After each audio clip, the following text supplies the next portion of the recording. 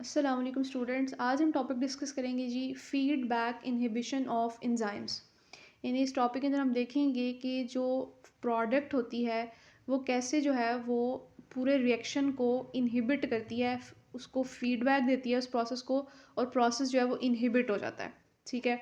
सो metabolic pathways में different तरह के एंजाइम्स जो है वो ऐसे E1 E2 E3 सीरीज़ में लगे होते हैं और काम कर रहे होते हैं। और पहले एंजाइम की जो प्रोडक्ट होती है वो दूसरे के पास जाती है एज अ सबस्ट्रेट, फिर दूसरे की प्रोडक्ट तीसरे के पास जाती है एज अ सबस्ट्रेट। तो इस तरह जो है वो प्रोडक्ट जो है वो सीरीज़ में अगले एंजाइम पर जाती है, और एक टाइम आता है कि लास्ट पे फाइनल जो प्रोडक्ट बनती है वो जाकर पहले एंजाइम पर आके लगती है और प्रोसेस जो है वो शट डाउन हो जाता है। ठीक है। तो इसी प्रोसेस को जो है वो हम कहते हैं फीडबैक इनहिबिशन, कि फाइनल प्रोडक्ट जो है वो इस पूरे रिएक्शन को शट डाउन करने के लिए, बंद करने के लिए एंजाइम की इनहिबिशन करवाती है। एग्जांपल देखते हैं, जैसे कि हमारे सेल के अंदर जो है वो एटीपी प्रोड्यूसिंग मैकेनिज्म चल रहा है, डिफरेंट तरह के एंजाइम्स जो हैं वो काम कर रहे हैं एटीपी के मॉलिक्यूल प्रोड्यूस करने के लिए।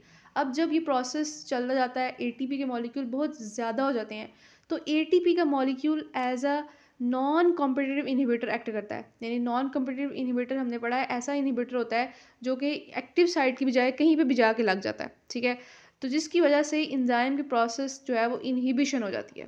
ठीक है। तो ये इसकी एग्जांपल है। तो बेसिकली इस प्रोसेस में जो प्रोडक्ट्स होते हैं वही जो है वो प्रोसेस को कंट्रोल कर रहे होते हैं, रिएक्शन को जो है फीडबैक दे रहे होते हैं कि आप प्रोसेस को जो है वो अब रोक देना चाहिए। तो ये था हमारा आज का शॉर्ट सा lecture, feedback inhibition of enzyme.